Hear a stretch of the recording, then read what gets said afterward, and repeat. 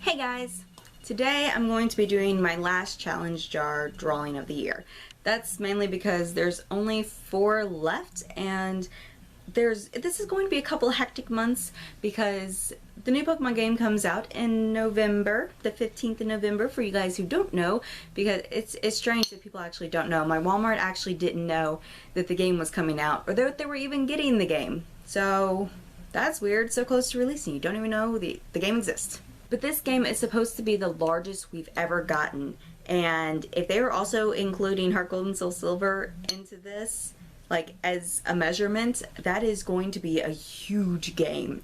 And just from the graphics I've seen and all the Pokemon that have leaked, stay off Twitter if you don't want to be spoiled on Pokemon. Oh my goodness, so much has leaked like over the last week that my mind is blown, and half the stuff I want to be real, the other half I just want to be fake, and I want someone from Nintendo, Game Freak, Pokemon Company, somebody to stop all of these like spoilers / leaks or whatever, because honestly, this is turning into a Pokemon rant, but honestly, I wanted the starter evolutions and their typing, and I wanted version exclusive Mons, which, fun fact, they didn't even give us second stage evolutions, or they haven't yet.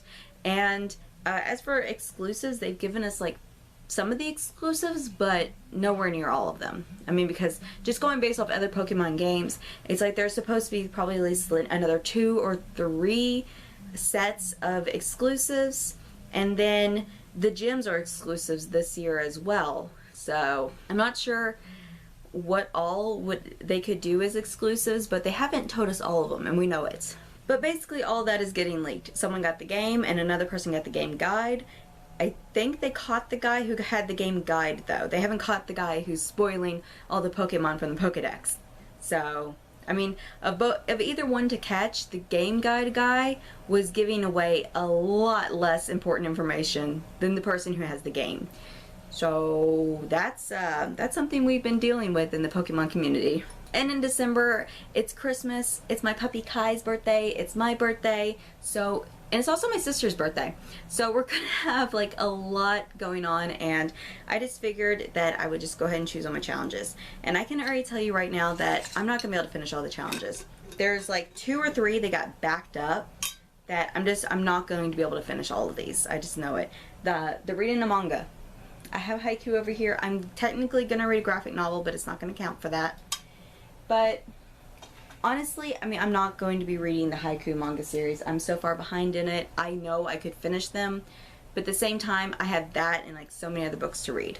So of these 4 challenges, I'll probably only actually do like 2 of them. So the first challenge is listen to an audiobook. This is one I won't be doing because I had my sights set on reading Obsidio, the last book in the Illuminate trilogy, but I want to reread the first 2 books first.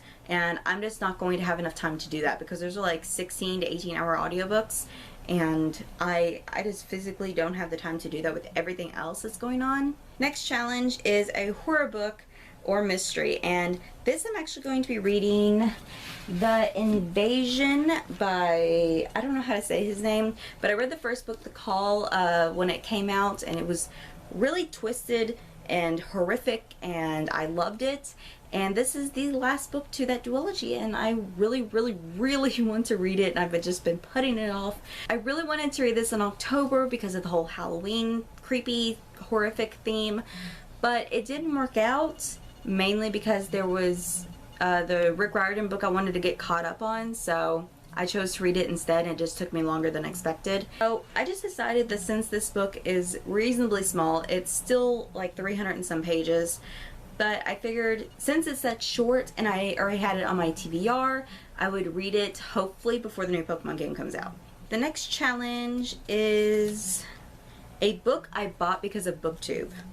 Now, this could be a vast array of books, so actually I could probably already count that challenge as done if I consider the books that I've read this year. Count Maybe Someday, is that what I read by Colleen Hoover? Yeah, I could count that because I only bought that because of BookTube, and I regret it immensely. The book I have written down to read though is These Broken Stars by Amy Kaufman and Megan Spooner. I chose this book because I've read a solo novel by Megan Spooner and enjoyed it. But I haven't read anything else by Amy Kaufman besides the Illuminate trilogy. And if this book is anywhere near as good as that, I'm going to love it. But I've heard the books are really, really good. This probably won't get read because it is a series, and I already have the Lunar Chronicles that I want to pick up. So this is going to take a back seat. So this challenge probably won't get done. I mean, technically, I've already finished an entire row on that bingo sheet, so I don't have to actually read anymore if I don't want to. But the last challenge is read an arc. I actually have quite a few arcs, but the only two I have that technically haven't been released yet is the Silvered Serpents. It's the second novel to the Gilded Wolves, but I haven't read the Gilded Wolves. I have the arc. It comes out in February 2020, but I need to read the first book first. I can get it from the library, so this is still a possibility. But I'd probably more lean towards Novice Dragoneer by E.E. Knight, and that's simply because this sounds amazing. It sounded amazing when I first picked it up. Because, I mean, off the top of my head, I cannot remember what the book is about, and I think that's mainly because I've heard no one talking about it. Normally, when I haven't read a book, I need to hear people talking about it to, like, remember what it's about. If I've read the book, I have no problem, like, remembering little details. It's just, when I haven't read it, all the details about the book just flies out of my head unless I hear, like, 50 million people talking about it, and they usually say the same thing, so it sticks. And I know I'm talking, like, really fast and everything, but I think I've had too much sugar, so that's the reason for that.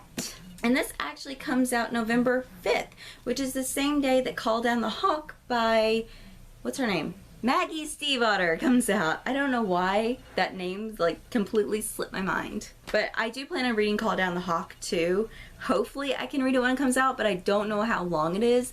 So if I can't finish it before the 15th, I most likely will just save it for December or even next year. I mean, it's not like, you know, I have to pick it up right away. But yeah, this is 512 pages, so I may get to this, but it's not likely. Yeah, those are the rest of my challenges for the year.